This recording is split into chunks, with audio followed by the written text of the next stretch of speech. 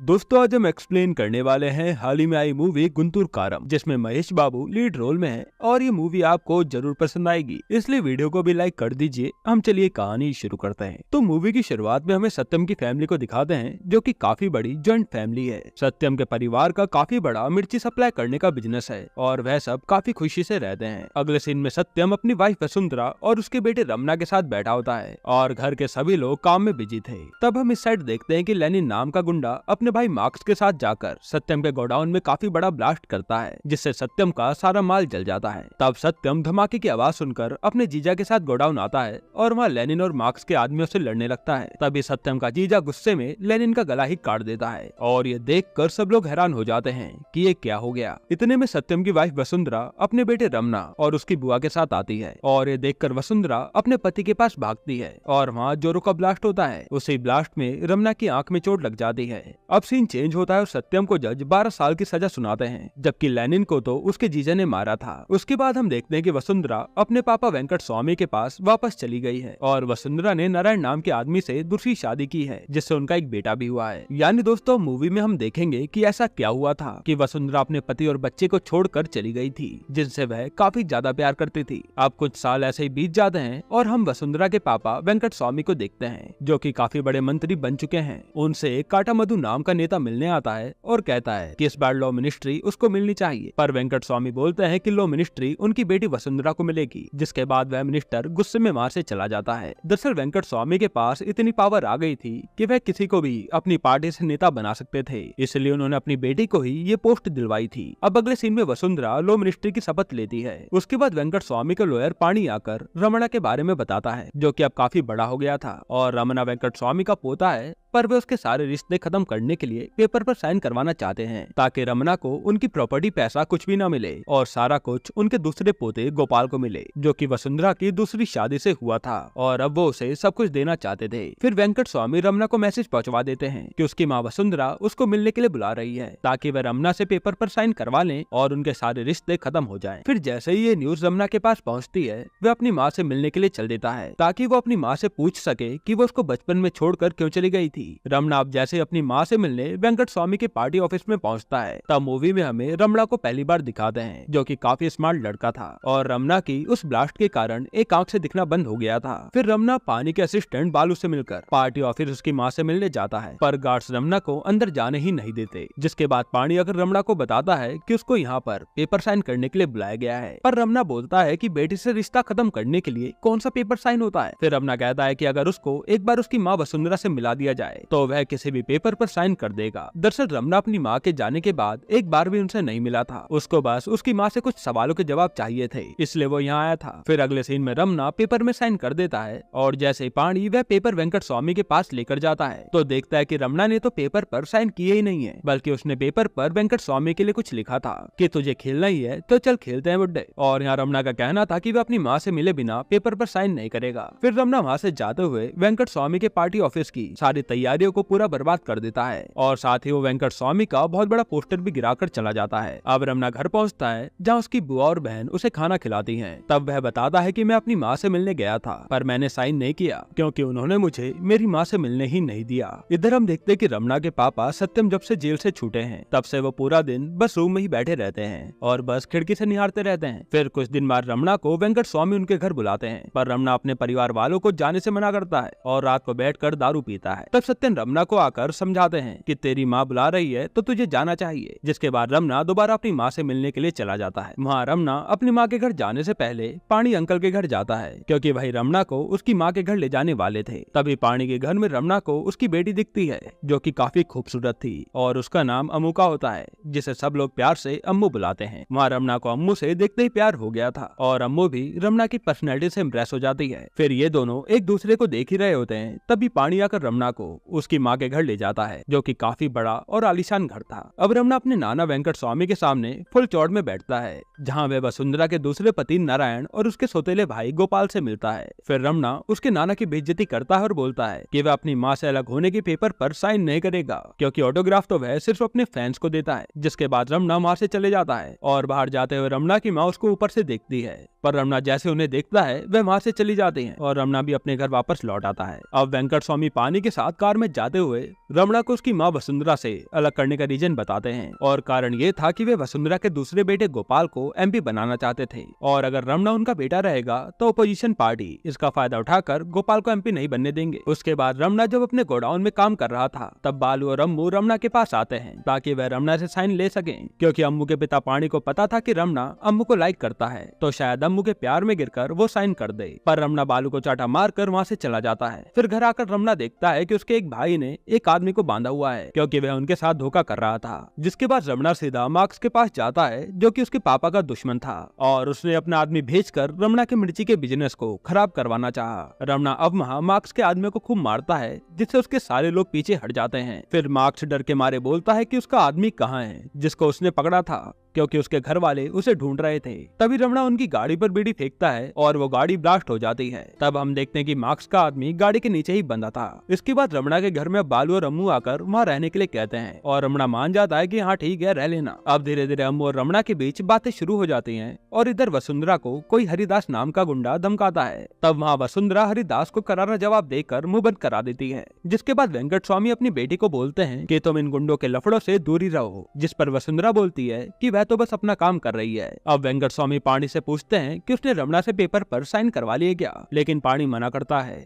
तो वेंकट स्वामी उसी पर भड़क जाते हैं। अगले सीन में अम्मू और बालू रमणा से गोडाउन पर मिलते हैं जहाँ रमणा और अम्मू साथ में खूब डांस करके एंजॉय करते हैं। फिर अगले दिन ये दोनों चुपके से रमणा के घर से निकलते हैं क्योंकि वह रमणा से उस पेपर पर साइन नहीं करवा पा रहे थे। लेकिन जैसे ये दोनों कार से जा रहे थे तब उनकी कार से मार्क्स के भाई का पुतला टूट जाता है, जिसके कारण मार्क्स के आदमी अम्मू की गाड़ी पर हमला करने लगते हैं। तब रमणा का एक आदमी फोन करके बताता है और रमणा आकर मार्क्स के आदमियों को पीट कर अम्मू को बचा लेता है। अब अम्मू भी रमणा के प्यार में गिर जाती है, जिसके बाद अम्मू और रमणा साथ में काफी जगह घूमते हैं और दोनों ही एक दूसरे को प्यार करने लगे थे। फिर कुछ दिनों बाद रमणा अम्मू को उसके घर छोड़ देता है, लेकिन पानी पुलिस में झूठी कंप्लेन करके रमणा को पकड़ने के लिए कहता है। जिसके बाद पुलिस वाले रमणा को रास्ते से पकड़कर पुलिस स्टेशन ले जाते हैं और पुलिस वाला रमणा को काफी धमकाता है, पर रमणा तो पुलिस वाले का ही मजाक उड़ाने लगता है। फिर थोड़ी देर में बालू रमणा की बेल कराता है और रमणा गुस्से में बालू के साथ उसके नाना वेंकट स्वामी के घर जाकर बोलता है कि आपने ही मेरी पुलिस में झूठी कंप्लेन की थी ना, और वह पानी को उस कंप्लेन को पढ़ने के लिए बोलता है। फिर जो कंप्लेन में लिखा था वो घर की वही सारी चीजें तोड़फोड़ करके बर्बाद कर देता है और ये सब देखकर उसकी माँ वसुंधरा रमणा के चाटा लगाकर काफी भला बुरा कहती हैं। फिर वे वेंकट स्वामी को बोलती हैं कि रमणा को जो भी चाहिए वह दे दो और पेपर पर साइन करवा लो। जिसके बाद रमणा अब गुस्से में पेपर पर साइन कर देता है और उसके हिसाब से अब रमणा उसकी माँ से लीगली अलग हो गया था। अब रमणा बाहर आता है तो अम्मू बताती है कि वह उसके घर पेपर पर साइन करवाने आई थी, जिससे रमणा अम्मू से नाराज होकर वहाँ से चला जाता है। इसके बाद अब रमणा के पास काटा मधु नाम का मंत्री आता है जो वेंकट स्वामी के ओपोजिशन में था। वह रमणा को उसकी पार्टी से खड़ा करके वेंकट स्वामी के दूसरे पोते गोपाल को हरवाना चाहता था, पर रमणा ये सब सुनकर काटा मधु को खूब मारता है, जिसके कारण वह रमणा के पैरों में गिरकर माफी मांगता है। फिर अगले सीन में हम देखते हैं कि काटा मधु मीडिया में वेंकट स्वामी की पार्टी का नाम बदनाम कर रहा था और उसके पास रमणा की उसकी माँ के साथ फोटो थी, जिसे दिखाकर वह बोलता है कि वह रमणा को उसकी पार्टी से खड़ा करेगा। अब वेंकट स्वामी ये न्यूज देख लेता है और रमणा के घर पुलिस भेज देता है ताकि वह रमणा को इलेक्शन में खड़ा होने से रोक पाए और सारी पावर उन पर ही रहे। अब रमणा के घर पुलिस फोर्स आ जाती है और रमणा के घर वाले पुलिस का ही मजाक बनाने लगते हैं, जिससे एक पुलिस वाला गुस्से में रमणा के एक आदमी पर हाथ उठा देता है और वहाँ गुस्से में रमणा के काफी सारे लोग पुलिस को ही पकड़ लेते हैं, जिससे डर के पुलिस वाले वहाँ से जाने लगते हैं। तब रमणा के पापा सत्यम वहाँ आते हैं और पुलिस वाला सत्यम को बोलता है कि रमणा ने वेंकट स्वामी के घर तोड़फोड़ की है, इसलिए वह उसे गिरफ्तार करने आए हैं, लेकिन उनका बस नहीं चलता और उन्हें चुपचाप लौटना पड़ता है। इसके बाद अब सत्यम और रमणा में बहस हो जाती है और रमणा उसके पापा को उसकी माँ के बारे में बोलता है और ये सुनकर रमणा के पापा सच बताते हैं कि रमणा की माँ वसुंधरा ने उसको सिर्फ रमणा के लिए छोड़ा था, क्योंकि जब मूवी की शुरुआत में गोदाम में हादसा हुआ था तब सत्यम अपने जीजा को जेल से बाहर निकलवाना चाहता था और उसी समय वसुंधरा उसके बेटे रमणा की आंख का इलाज करवाना चाहती थी। इसी कारण उनकी लड़ाई हुई और वे गुस्से में घर छोड़कर चली गई। फिर जब वसुंधरा को पता चला कि रमणा की एक आंख सही नहीं हो सकती तो उसने गुस्से में सत्यम को कोर्ट में लेनिन का कातिल बताया, जिससे सत्यम को जेल हो गई। इसके बाद सत्यम कहता है कि उसके बाद वसुंधरा अपने बेटे रमणा को लेने क्यों नहीं आई। ऐसे कई सारे सवाल है जो कि तुम तुम्हें वसुंधरा से पूछने चाहिए, पर तुम तो वेंकट स्वामी से लड़ाई में फंस रहे हो। और ये सुनकर रमणा भी गुस्से में वहाँ से चला जाता है। साथ ही अब अम्मू भी रमणा से दूर थी, जिसके कारण ये दोनों ही उदास थे। अब थोड़े दिन बाद रमणा को दोबारा पुलिस पकड़कर ले जाती है, जो कि वेंकट स्वामी ने ही करवाया था। और पुलिस वाले रमणा को बाबजी नाम के गुंडे के पास ले जाते हैं। वहाँ जैसे ही बाबजी अपने आदमियों को रमणा को मारने भेजता है, रमणा एक एक करके सभी गुंडों को मारता है। फिर जब बाबजी रमणा पर गोली चलाता है तो रमणा को पता चलता है कि बाबजी तो अंधा है, जो बस चश्मा लगाकर सबको डराता है। अब रमणा बाबजी को लेकर वेंकट स्वामी के पास जाता है और वेंकट स्वामी की सारी गाड़ियों को उड़ा देता है, ताकि उन्हें समझ आ जाए कि रमणा भी कोई छोटी मोटी चीज नहीं है। फिर रमणा वेंकट स्वामी को बताता है कि वह काटा मधु की पार्टी से खड़ा नहीं हो रहा है, और जब वो उससे मिलने आया था तो उसने चुपके से रमणा का पर्स निकाल लिया